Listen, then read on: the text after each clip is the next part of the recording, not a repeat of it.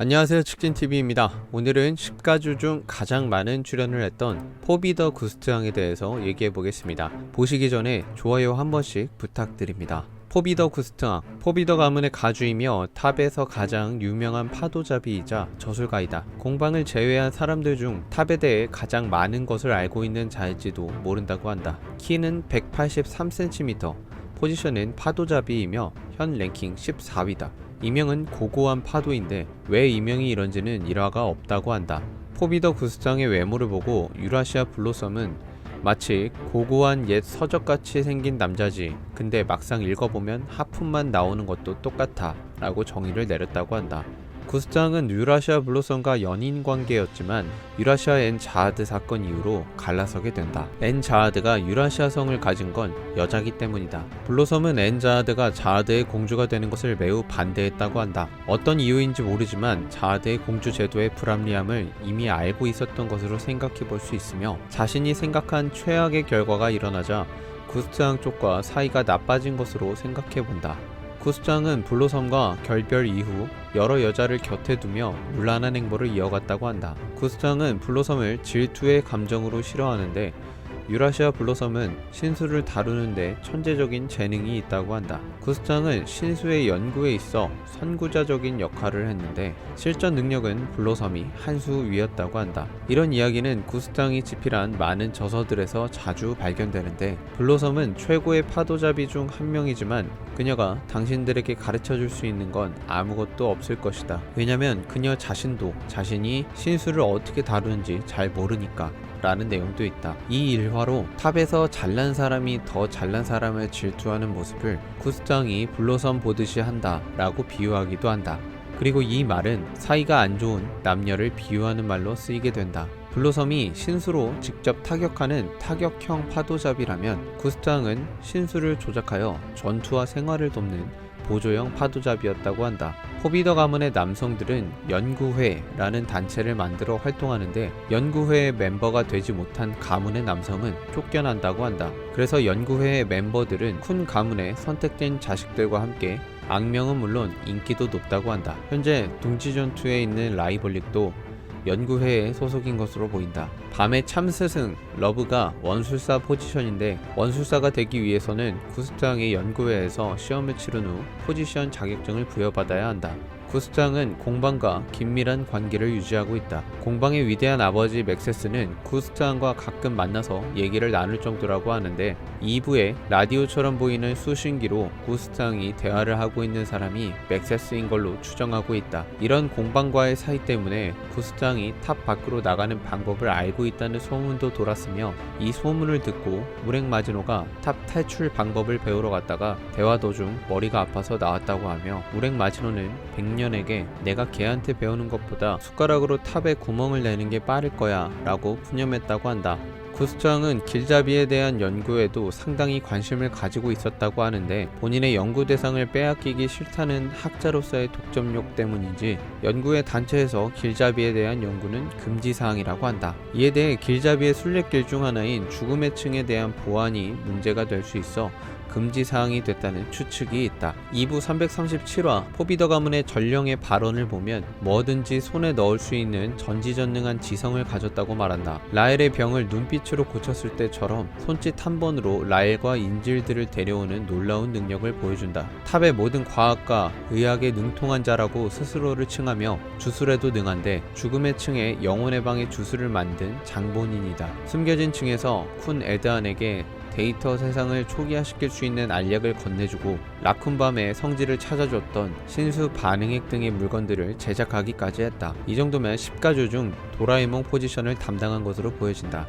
구스트왕의 첫 등장은 맥세스로 추정되는 인물과의 대화로 나타났다. 맥세스가 자네 부탁대로 공방전을 맡겼다고 말하는 걸로 보아 구스트왕이 밤이 가시를 가지게 되는 상황을 가까이서 관전하기 위해 자청한 것으로 보인다. 행여나 퍼그가 랭커의 힘으로 가시를 빼돌리거나 밤을 죽이려 하면 제압할 목적으로 있었던 것으로 생각된다. 이때 마도라코가 퍼그에게 가시를 전달해준 것도 당신입니까? 라고 질문하고, 구스트왕은 난 아무것도 모른다 고 했는데 누가 봐도 거짓말이었고, 후에 죽음의 층의 핵심 인물이라는 게 밝혀지면서 헬조가 퍼그에게 반출했던 가시 조각들 중 하나의 행방이 구스탕을 통해 간 것으로 떡밥이 풀리게 되었다. 맥세스는 도대체 누가 탑의 마지막 시험을 치를 진짜 자아드의 왕자냐? 라고 물어보는데 이에 구스탕은 성미도 급하시군요 라는 말로 달래며 조금 더 지켜보라고 말한다. 지금 생각해보면 자아드의 왕자는 여러 명인 것을 맥세스와 구스탕은 2급 공방전 때부터 이미 알고 있었으며 왕자가 여러 명이었지만 그중 진짜는 하나인 것으로 보인다. 일단 가장 확률이 높은 건 자왕난이라 생각한다. 구스탕이 자아드 공주 제도를 만드는 데 기여한 사람인 것이 가람을 통해 밝혀진다.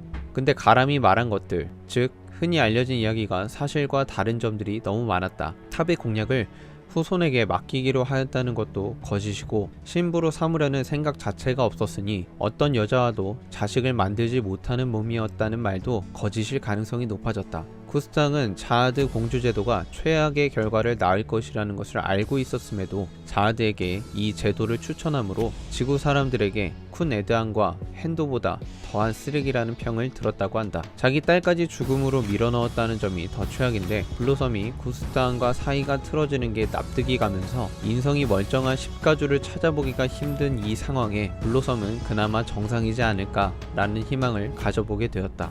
구스탕은 벌레라는 말을 자주 사용하는데 이는 같은 십가주나 우렉마지노, 밤, 맥세스 말고는 모두에게 사용하는 것처럼 느껴진다. 물론 친해지면 다를 것 같긴 하다. 연구의 사람들 보고 벌레라고 말하며 연구할 것 같지는 않을 것 같다. 구스탕은 죽음의 층에서 우렉을 만나는데 네가 우통벗고 우리 가문을 괴멸시키는 모습을 보고 싶지는 않고 말이야 라고 말한다. 자신을 이긴다는 말은 없었지만 가문이 괴멸된다는 표현으로 우렉의 위상을 높여주었다. 죽음의 층 끝에는 구스탕이 또 누군가 대화를 하는데 큰 그림을 그리고 있는 것은 구스탕뿐이 아닌 것 같다. 붉은 바리의 헬조를 분리시키는 액체를 퍼그가 가지고 있던 것을 보면 최소 루술레급의 퍼그 원로급 인물로 생각해 볼 수도 있는데 퍼그와 공방의 관계를 쫓다 급습한 연구실이니 공방의 고위 관계자를 생각해 볼 수도 있다. 공방의 최대 수건이 세상 만물의 이치를 파악하고 그것을 재창조해내는 법을 알아내 이 세상의 창조주에 다다르는 것이기 때문에 밤을 창조주와 같은 존재로 만드는 큰 그림을 구스탕과 함께 그리고 있다고 추측할 수도 있을 것 같다.